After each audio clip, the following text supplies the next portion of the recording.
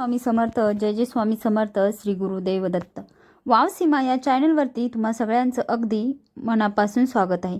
स्वामी महाराज आपल्या मनातल्या सगळ्या चांगल्या इच्छा पूर्ण करोत हीच स्वामीचरणी प्रार्थना करून आज आपण आपल्या सुंदर अशा व्हिडिओला सुरुवात करणार आहोत. तर आपला आजचा विषय आहे महिलांनो, मकर संक्रांतीला हे 13 नियम आवर्जून पाळायचे आहेत. ते कोणते कोणते आहेत? नवीन वर्षाचा पहिला सण म्हणजे मकर संक्रांत असते. कशावर आहे, यंदाची संक्रांत काय शुभ काय अशुभ, या सगळ्या गोष्टी आपण पाहणार आहोत. थंडीच्या दिवसात वर्षाच्या सुरुवातीला येणारा सण म्हणजे मकर संक्रांत. हिंदू धर्मात मकर संक्रांतीचा सण खूप महत्त्वाचा मानला जातो. सूर्यदेव या दिवशी धनु राशीतून मकर राशीत प्रवेश करतात. त्यामुळे या देवीशी सूर्यदेवांची पूजा केली जाते आणि दान देखील केले जाते. धार्मिक मान्यतेनुसार मकर संक्रांतीच्या दिवशी गंगे स्नान करून दान केल्याने चांगले फळ मिळते. मकर संक्रांती 2025 मध्ये मंगळवारी 14 जानेवारी रोजी साजरी केली जाणार आहे. या दिवशी गंगा स्नान आणि दान करण्याचा शुभ मुहूर्त सकाळी 9:03 ते सायंकाळी 5:46 वाजेपर्यंत आहे. 46 मिनिटापर्यंत आहे. मकर संक्रांतीच्या सकाळी ब्रह्ममुहूर्तावर स्नान करणे शुभ मानले जाते. आंघोळीच्या पाण्यात गंगाजल आणि तुळशीची पाने टाकून स्नान करावे. आंघोळीनंतर नवीन कपडे घाला. त्यानंतर तांब्याच्या भांड्यात पाणी भरून सूर्यदेवाला अर्पण करा. त्यामध्ये कुमकुम, तांदूळ आणि तीळ मिसळा. सूर्यदेवाच्या मंत्रांचा जप करा. लाल फुले, उदबत्ती, दिवा, नैवेद्य, तिळाचे लाडू, गूळ इत्यादींचा नैवेद्य अर्पण करा. दरवर्षी संक्रांतीला कोणता तरी एक रंग वर्ज्य असतो. म्हणजे संक्रांती देवीने ज्या रंगाचे वस्त्र परिधान केले असते त्या रंगाचे कपडे संक्रांतीच्या दिवशी घालायचे नसतात. मग ती साडी असो किंवा कपडे. यंदा संक्रांती देवीने पिवळ्या रंगाचे वस्त्र परिधान केले आहे. यामुळेच 2025च्या मकर संक्रांतीमध्ये पिवळा रंग वर्ज्य आहे. यंदा मकर संक्रांतीच्या दिवशी महिलांना पिवळ्या रंगाची साडी किंवा कपडे परिधान करता येणार नाहीत. शास्त्रानुसार मकर संक्रांतीला काळा रंग शुभ मानला जातो. महिलांनी यंदा मकर संक्रांतीला काळी, हिरवी, लाल, गुलाबी, केशरी किंवा पिवळा रंग सोडून इतर कोणत्याही रंगाची साडी नेसू शकतात. त्याशिवाय मकर संक्रांतीला हिरव्या किंवा लाल रंगाच्या बांगड्या घालाव्यात. मकर संक्रांतीला बांगड्या भरताना एका हातात एक बांगडी अधिक घालावी. त्याशिवाय मकर संक्रांतीला लाखेच्या बांगड्याला महत्त्व आहे. त्यामुळे यंदा लाखेच्या बांगड्या नक्की घाला.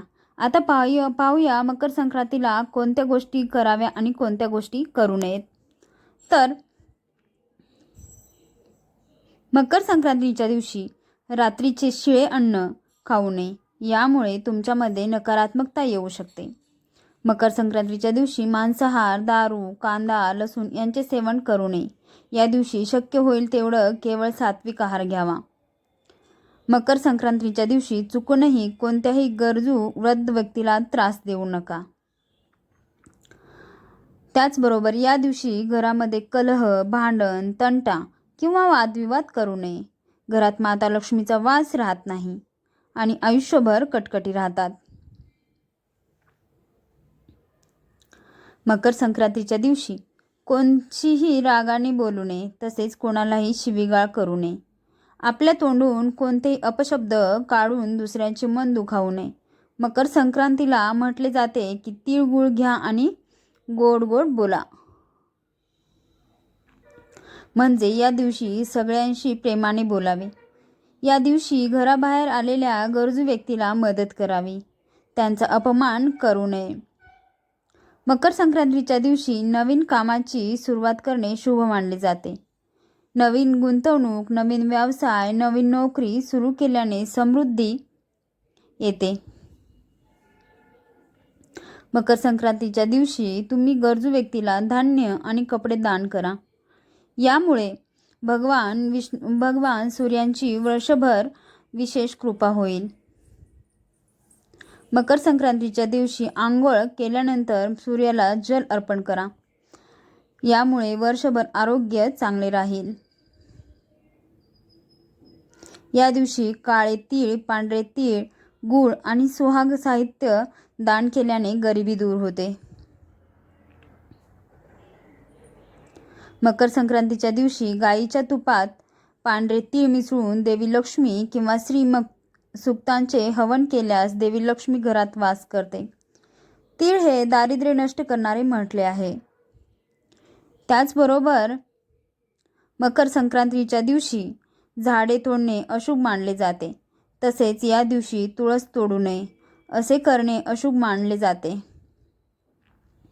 मकर संक्रांतीच्या दिवशी शक्यतो गरीब लोकांना आणि अनाथ मुलांना अन्न, तिळगुळ किंवा तिळाचे लाडू, कपडे, धान्य, थंडीपासून बचाव करण्यासाठी उबदार कपडे, चादरी किंवा खाण्याचे काही साहित्य दान करा. त्यामुळे अधिक पुण्य प्राप्त होते. गरिबाची दुआ आपल्याला मिळते. मकर संक्रांतीला वाण म्हणून काय द्यावे? संक्रांतीला वाण म्हणून तुम्ही काहीही देऊ शकता. तुमच्या इच्छेनुसार आणि तुमच्या बजेटनुसार कोणत्याही वस्तूचे वाण देऊ शकता. वाण खूप महाग असावं असं काहीच नसतं. काही वस्तू तुम्ही वाण म्हणून देऊ शकता, जसे की छोट्या बॅग्स, बटवा, मोबाईल पाऊच, क्लचर, सिंदूर पेन्सिल, अजून इतरही सौंदर्य प्रधानाने कुंकवाचा करडा, गृह उपयोगाची वस्तू जसे की प्लेट, वाटी, ग्लास, चमचे, आरती, ब्लाऊज पीस, शोची एखादी वस्तू, पूजेचं ताट, छोटे फॅन्सी चौरंग, अगरबत्ती लावायचे स्टँड, अशा बऱ्याचशा वस्तू तुम्ही संक्रांतीला वाण म्हणून देऊ शकता. हा माहितीपूर्ण व्हिडिओ जर का तुम्हाला आवडला असेल तर व्हिडिओला लाईक करायला विसरू नका. इतरांसोबत देखील शेअर करा आणि तसेच नवनवीन माहितीपूर्ण व्हिडिओ पाहण्यासाठी, ऐकण्यासाठी आपल्या वाव सीमा या चॅनलला नक्कीच सबस्क्राईब करा. व्हिडिओ शेवटपर्यंत ऐकल्याबद्दल अगदी मनापासून धन्यवाद. आणखीनही वाव सीमा या चॅनलवरती कोणी नवीन असेल तर आपल्या वाव सीमा या चॅनलला सबस्क्राईब करा, कारण आपले वाव सीमा हे चॅनल आपल्यासाठी रोज नवनवीन माहिती घेऊन आपल्या भेटीला येत आहे. श्री स्वामी समर्थ. जय जय स्वामी समर्थ. श्री गुरुदेव दत्त.